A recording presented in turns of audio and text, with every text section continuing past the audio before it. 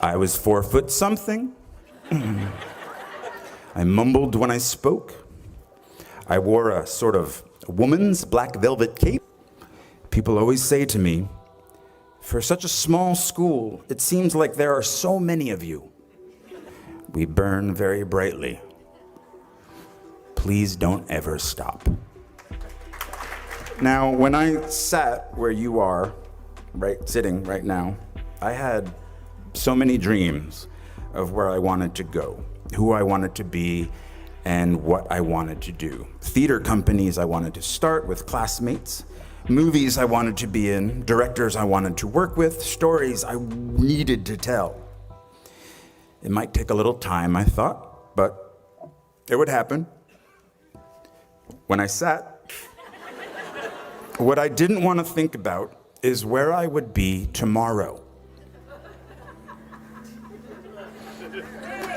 What I would have to start to do tomorrow.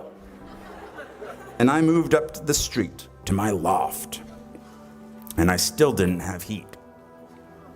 In 1993, industrial loft meant not legal to live there. When I was 29, I told myself the next acting job I get, no matter what it pays, I will, from now on, for better or worse, be a working actor. So I quit my position at the Professional Examination Services. My friends really weren't happy about that because it was so easy to find me when I worked there. Work was the only place I had the internet. This was at the beginning of the internet. And now I didn't have either the internet or a cell phone or a job. But something good happened. I got a low-paying theater job in a play called Imperfect Love, which led to a film called 13 Moons with the same writer, which led to other roles, which led to other roles.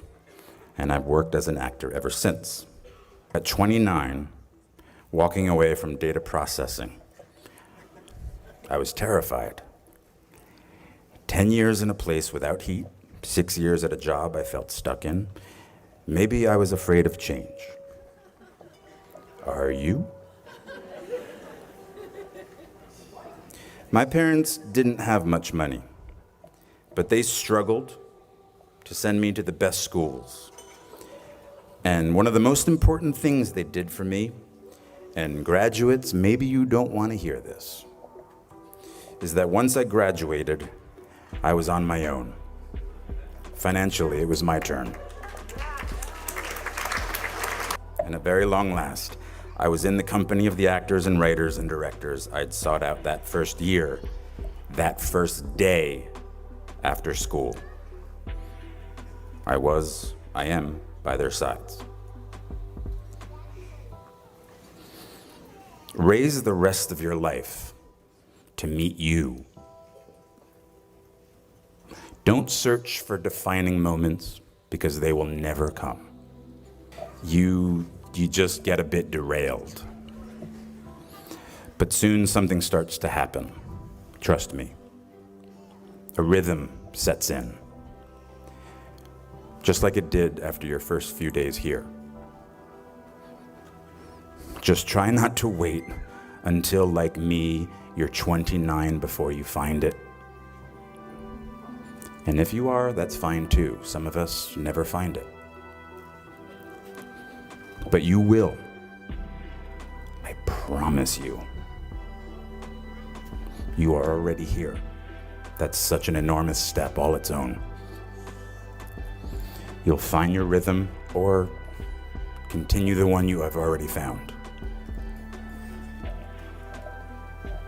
I was walking downtown in Manhattan the other day, and I was approached by a group of very sweet young ladies.